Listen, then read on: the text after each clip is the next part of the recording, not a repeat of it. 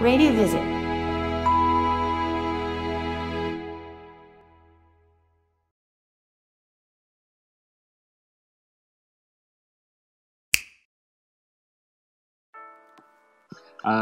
Berikutnya saya ingin menginformasikan mengenai tentang kalau bahasa kitanya adalah lebih ke tentang Sumatera, tapi kalau misalnya Sumatera sendiri lebih enak kita ngebahas soal Palembang itu kan bagian dari Sumatera Selatan. Nah, Sumatera Selatan sendiri kalau boleh dibilang kita itu bagian dari Pulau Sumatera, tapi bagian selatannya. Ada Lampung, ada Jambi, ada Bengkulu, ada Bangka Belitung juga yang masuk dari area Sumatera bagian selatan. Nah, kalau kita melihat bahwa Sumatera bagian selatan sendiri adalah gerbang untuk masuk ke Pulau Sumatera, tapi kalau secara luas wilayah kita bisa lihat 213.000 kilometer untuk luas wilayah, sementara jumlah penduduknya sendiri ada 23,6 juta yang tersebar di Jambi, Palembang, Bangka Belitung, Lampung, dan Bengkulu. Secara secara deskripsi mengenai tentang daerah masing-masing, Sumatera Selatan terkenal sama kota pempeknya, kota sungai, kemudian dengan jumlah penduduk 4,32 juta, kemudian dibagi menjadi dua wilayah, ada Hulu dan Hilir, dan banyak perkebunan di sini karena terutama untuk perkebunan karet, sawit itu sangat banyak banget di Sumatera Selatan. Sementara kita kalau ke Jambi, dia lebih ke kota bisnis juga karena memang lebih banyak perkebunan, identiknya sama kota Melayu karena ada akulturasi budayanya juga, dilintasi oleh sungai yang besar, Sungai Batanghari dengan jumlah penduduknya 1.081 kurang lebih penduduknya, dan punya candi terluas di Asia Tenggara. Jadi ada beberapa event yang sering dilakukan di Jambi ini memang identik sama candinya juga. Kalau Bangka Belitung kita bilang kalau ke Palembang atau ke Sumatera Selatan kita nggak punya pantai. Begitu juga kurang lebih sama Jambi. Nah kalau kita ke pantai kitanya ke Bangka Belitung.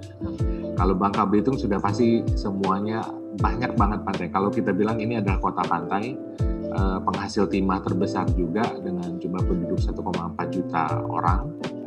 Akulturasi budayanya ada Tionghoa, ada Melayu, dan juga ada Jawa, sebagian kecilnya Jawa. Lampung juga boleh dibilang tidak kalah seru karena Lampung ini kota bisnis, kota wisata karena selain ada perbukitan, ada pantai, ada tempat surfing yang paling seru selain Bali, ada di Krui, kemudian bisa lihat lumba-lumba di Pahawang juga. Punya jumlah penduduk 8,4 juta dan terkenal banget sama kopi. Jadi kalau misalnya mau ngopi enak, ke Lampung. Kemudian Bengkulu juga ada akulturasi antara kita boleh bilang Melayu, kemudian Islami. Karena Bengkulu ini juga perbatasannya dekat dengan Sumatera Barat dan juga Jambi.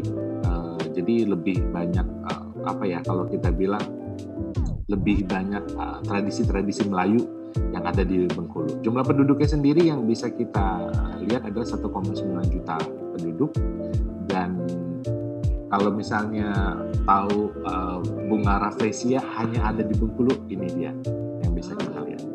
Secara demografi dan sosial budaya, orang-orang Sumatera bagian selatan itu dipecah dari 23,6 juta, 11,6 jutanya adalah berjenis kelamin laki-laki, kemudian 11,9-nya itu adalah perempuan. Palembang sendiri menjadi salah satu tuan rumah Asian Games 2018, kemudian karakter masyarakatnya lebih orangnya ramah banget, kemudian sangat menjunjung adat istiadat, akulturasi budayanya. Kalau di Sumatera bagian selatan ada Melayu, ada Tionghoa, ada Islami juga, ada Jawa, dan masih banyak lagi. Kalau di Sumatera Selatan ada Bali juga bahkan gitu. Jadi akulturasi budayanya sangat dinamis dan juga sangat banyak. Sementara Palembang jadi salah satu kota pertama yang memiliki LRT. Ya, jadi kalau misalnya mungkin belum sempat naik LRT di Jakarta, naik LRT-nya di Palembang aja sama. Jadi dari bandara sampai ke Jakabaring Sport City kita bisa coba naikin LRT. Di Kota Palembang sendiri punya satu kawasan untuk sport tourism namanya Jakabaring Sport City. Di sana banyak banget, mulai dari lapangan bola, renang, kanu, dan lain sebagainya juga. Dan untuk habit untuk orang-orang atau masyarakat di Sumatera bagian selatan memang lebih banyak menggunakan platform Instagram dan Facebook untuk memaksimalkan setiap informasi atau sharing informasinya sendiri. Nah, update sedikit mengenai tentang COVID-19 atau juga pandemi selama di Sumatera bagian selatan. Rata-rata vaksin sekarang sudah mencapai 61%. Kalau tahun ini, awal tahun 2022, sekarang sudah mulai vaksin booster. Anak-anak untuk usia 6-11 tahun pun juga sudah mulai divaksin semua rata-rata, dan semuanya dilakukan di sekolah masing-masing. Kalau untuk mall, kafe, resto, itu sekarang sudah menggunakan aplikasi Peduli Lindungi untuk tracing dan trackingnya. Kemudian untuk sekolah, rata-rata sekarang sudah 3-4 kali per minggu untuk tatap muka. Kalau perguruan tinggi masih ada sebagian yang tatap muka, ada sebagian yang online learning atau daring. Kalau untuk perkantoran juga sudah sama, sudah aktif semua, kemudian sudah menggunakan aplikasi Peduli Lindungi, ini terutama untuk kantor-kantor BUMN atau BUMD juga. Ada beberapa kantor juga bahkan minta hasil rapid antigen kalau misalnya mau berkunjung. Jadi ada sebagian yang seperti itu.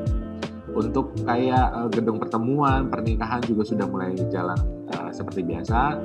Namun memang ada arahan dari pemerintah juga untuk kapasitas kurang lebih 30-50 orang dapat menggunakan area tersebut. Secara pendidikan sendiri, di Sumatera bagian selatan ada 15.000 kurang lebih sekolah dasar yang bisa kita maksimalkan untuk penetrasi brand atau untuk mengeksplor brandnya yang cocok seperti apa. Kemudian untuk SMP ada 5.000 kurang lebih, SMA juga 3.600 kurang lebih di Sumatera bagian selatan, dan 230 perguruan tinggi, sekolah, dan lain sebagainya juga ada di Sumatera bagian selatan. Karena memang ada akulturasi budaya juga Islami, akhirnya di Sumatera bagian selatan juga ada pondok pesantren, kemudian tempat khusus dan beberapa pelatihan juga gitu. Ngomongin soal masalah radio selama normal dan new normal, kita bisa informasikan bahwa sebenarnya kalau normal kita sangat bisa, apa saja bisa kita lakukan, mulai dari talk show-nya, kliennya bisa datang ke radio gitu, kemudian kita bisa bikin event musik secara offline langsung, roadshow ke sekolah-sekolah dan sebagainya gitu. Kita juga bisa membuat community gathering gitu. Tapi begitu new normal, semuanya dirubah. Mulai dari talk show-nya sekarang via Zoom, kemudian live Instagram gitu. Kemudian kita hanya mobile sampling dan selling, hanya beberapa orang gitu. Kemudian pendengar kita juga semuanya via streaming. Dan untuk kegiatannya community gathering dan ini sebenarnya nanti masuknya ke webinar. Kalau untuk on air radio sendiri. Kalau di dunia pendidikan juga kurang lebih sama. Kalau misalnya dulu kita bisa open booth di sekolah, kemudian kita bisa collect database langsung, bisa selling sampling juga.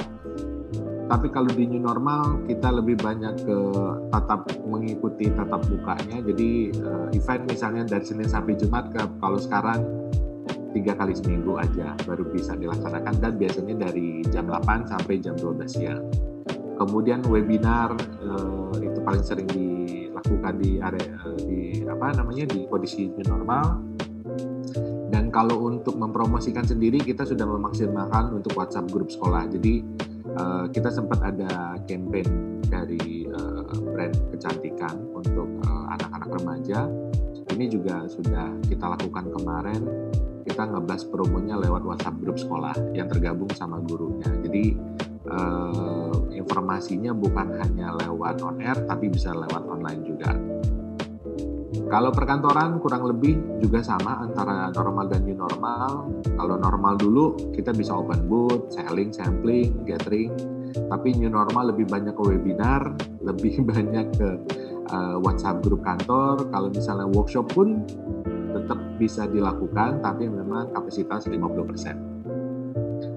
Kalau untuk perumahan, Hangout Places maupun pasar juga kurang lebih sama antara normal dan new normal. Ada sedikit perbedaan antara normal dan new normal, karena kalau untuk supermarket dan pasar beroperasi seperti biasa, tapi untuk selling dan mobile sampling mungkin lebih dibatasi untuk durasi, kemudian jumlah collect database-nya yang berapa banyak, dan akhirnya kita ganti dengan door to door, kemudian WhatsApp group residential atau WhatsApp group RT di domisili yang kita tuju gitu. Ini beberapa activity digital selama Ramadan di 2021 kemarin. Kita kerjasama sama GoFood, GoTajil GoFood. Ini review makan untuk menu buka puasa. Kemudian kita ada quiz beer brand juga. Kemudian ada jingle Excel juga. Kita jalan. Kemudian tempel stiker. Ini adalah bentuk CSR-nya platform. Jadi seberapa banyak sih orang mendengarkan platform?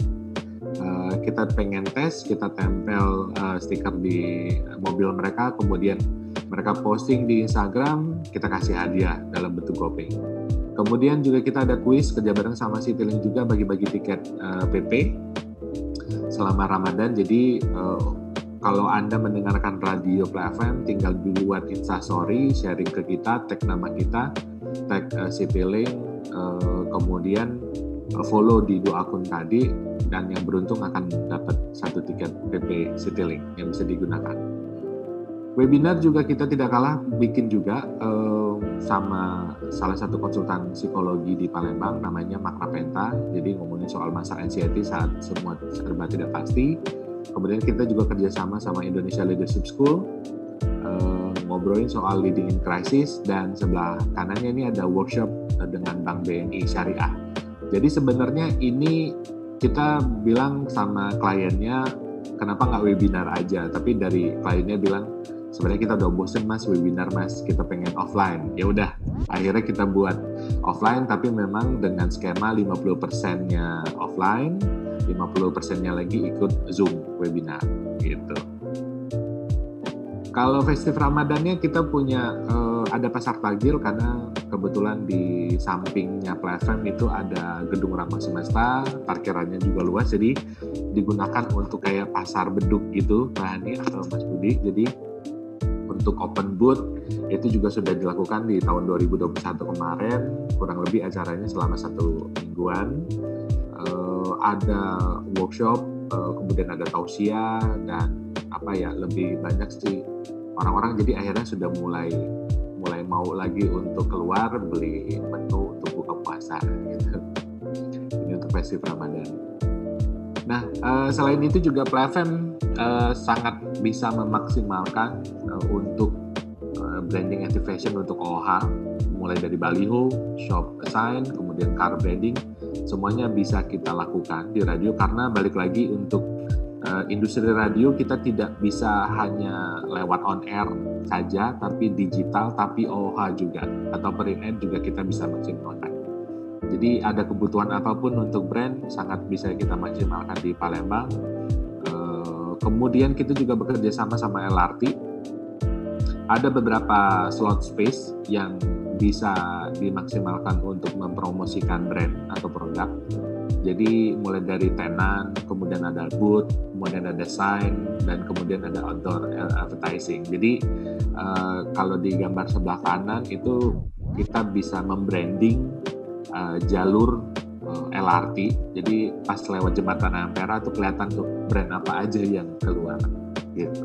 Memang mungkin sih angkanya juga nanti akan kita bisa share mengenai tentang paket-paketnya ini sendiri. Nah, di tahun 2022 apa saja sih event yang akan diadakan di Sumatera bagian selatan? Ini signature eventnya Palembang, PlayFM, namanya Jazz Taman, jadi memutarkan musik jazz di taman kota, bentuknya piknik, tapi kita ada performance dari musik jazz, dan ini juga sudah berlangsung dari tahun 2014 sampai tahun 2019 terakhir. 2020 pandemi, 2021 juga sama, masih belum bisa dikerjakan. Tahun 2022 insya Allah bisa nih. Jadi April nanti akan ada di Ramadan, Julinya juga nanti bertepatan sama ulang tahunnya PlayFM. Acaranya kurang lebih 1-2 hari. musisinya mulai dari lokal sampai nasional. Kita juga ada festival Ramadan atau pasar beduknya Ramadan di Palembang. Tentunya kita juga bisa open booth di sini. Banyak sekali yang bisa dilakukan, mulai dari kita bisa bikin workshop, kita bisa bikin talk show juga, kemudian selling branding juga di venue juga sangat memungkinkan. Untuk kategori produknya sendiri mulai dari personal care, F&B, FMCG juga sangat bisa dimaksimalkan. Kalau di Jakabaring juga di Palembang kita punya ada namanya Festival Sriwijaya. Ini festival budaya, kemudian kerajinan tangan dari Sumatera Selatan. Kita bisa open booth, bisa main sponsor juga, dan lain sebagainya. Ini dilakukan selama 1 minggu. Kalau di Jambi ada namanya Festival Karnaval Angso Duo. Nah, kalau yang ini diadakannya di kawasan Tugu Kris Jambi. Di bulan Oktober diadakannya selama 2 minggu. Seluruh brand atau kategori produk sangat memungkinkan untuk masuk di sini. Jadi di sini ada bentuknya karnaval mulai dari kalangan SMP, SMA, kemudian perwakilan kecamatan dan lain sebagainya. Diadakan selama 2 minggu. Kalau di Krui, Lampung, kita punya festival Teluk Stabas. Jadi kalau boleh cerita sedikit, kalau di festival Teluk Stabas ini ada momen di mana ada lomba kompetisi surfing terbesar juga internasional, selain Bali adanya di Krui. Jadi bisa langsung surfing sama atlet-atlet internasional juga. Selain open booth, kita juga bisa selling produk, kemudian semua kategori produk sangat memungkinkan di sini karena dilangsungkan selama 2 minggu. Ada di beberapa tempat, mulai dari di kota Liwa, Krui, dan Sumberjaya, Lampung. Jadi ada 3 daerah langsung yang mengadakan serentak. Kalau di Bengkulu, yang namanya Bunga Rafflesia, ada Festival Bumi Rafflesia. Jadi ini adalah salah satu event tahunannya Bengkulu. Diadakan selama 1 minggu dan dia sudah masuk dalam top 100 Calendar of Event 2019 Kementerian Pariwisata. Dan di sini juga selain ada karnaval budaya, acara tahunan ini juga menampilkan musik dan tarian, dan kalau yang bisa dilihat di bawah banyak orang hunting foto bunga rafflesia. Ini juga yang jadi primadona juga di Festival Bumi Rafflesia Bengkulu. Nah, kalau yang satu ini di Bangka Selatan, balik lagi di Sumatera bagian selatan tuh akulturasi budayanya banyak banget. Jadi ini salah satu event atau tahunan yang sering diadakan adalah Tobu Ali City on Fire. Jadi diadakan selama 3 hari di pinggir pantai dan di tengah kota. Kemudian di sini ada festival seni budaya, pariwisata, olahraga, kemudian ada Tobu Ali Fashion Carnival, lomba lukis dan lain sebagainya, kemudian ada festival layang-layang.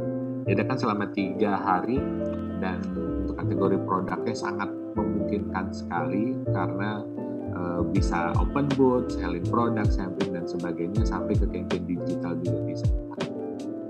Itu kurang lebih mengenai tentang Sumatera bagian selatan dan event tahunan 2022. Mungkin sedikit ngasih gambaran Sumatera bagian selatan itu bukan hanya Palembang, bukan hanya Lampung, bukan hanya Bengkulu, Jambi, dan Pangkal Pinang atau Belitung, tapi kalau ke Pulau Sumatera pasti lewatnya Sumatera bagian selatan dulu sebelum masuk ke Medan, Aceh atau Pekanbaru atau Sumatera Barat. Mungkin itu Mbak Hani yang bisa saya sampaikan.